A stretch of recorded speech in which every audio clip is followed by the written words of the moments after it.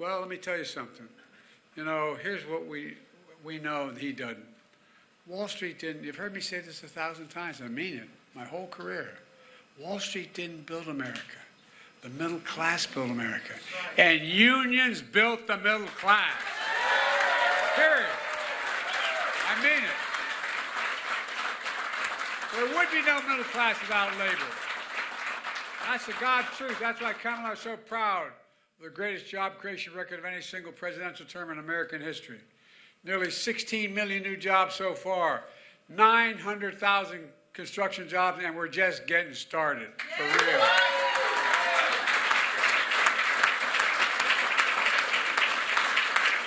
And these are good paying jobs, my dad would say, that provide dignity.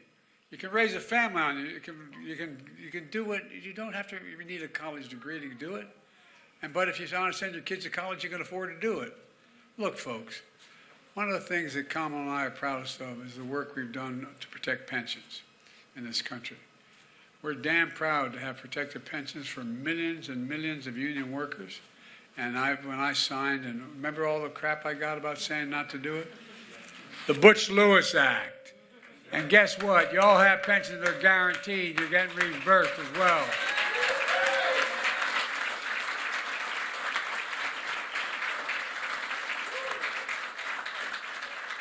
Put in the American Rescue, not one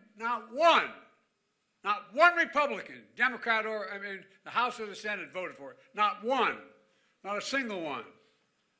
Yesterday at the Sprinkler Fitters in Philly, I awarded Rita Lewis, Butch Lewis's widow, the Presidential Citizens Medal.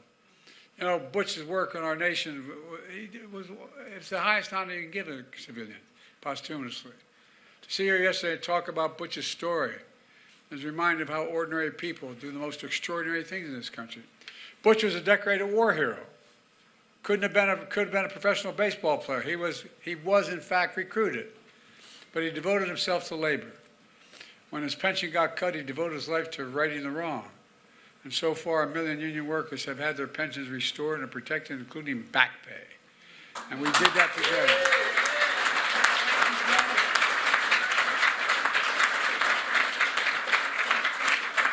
Because the people in this room, a strong labor voice all over the country exists. But guess what? Guess what? These other guys want to take it away. It's not a joke. Look, folks, let's be clear about what the stakes are. I come here today not just because of all the work we've done together as unions, but to talk about what's at stake for all of us. Your mothers, your fathers, your sisters, your brothers, your friends, the kids you grew up with, whether it was in Manuka or Scranton or wherever it was, the folks you went to school with, who aren't members of the union, don't belong to a trade, and find themselves in a circumstance of just struggling to get by. This other guy doesn't care about us. Just look at what his MAGA friends are saying about health care. They want to get rid of the Affordable Care Act. Now, you guys have pensions, and you have protection because you're union members, and we fought like hell to make sure it gets stronger. But there are 40 million people in this country in the Affordable Care Act. Another 100 million people have health care because they have pre-existing conditions. Trump wants to take it away. This is not personal, this is the facts. Facts. He wants to take away the Affordable Health Care Act. That would have a devastating impact on the kids you grew up with, the people you grew up with. Don't forget where you came from.